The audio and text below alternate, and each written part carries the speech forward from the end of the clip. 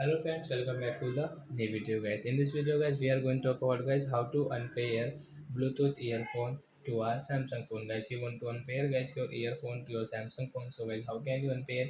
In this video guys, I am going to show you friends. So before starting video friends, I want to tell you guys first of all go and subscribe my channel, click the bell icon.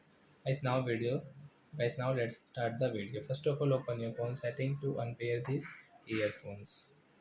Guys, click on your connection setting and guys click on your Bluetooth setting. Then guys you can see guys we have paired this Ubone CL20, and guys we want to unpair guys. Right side setting option, tap here.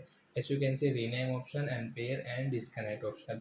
So guys we want to unpair guys, we don't want to use these earphones, so we will unpair it.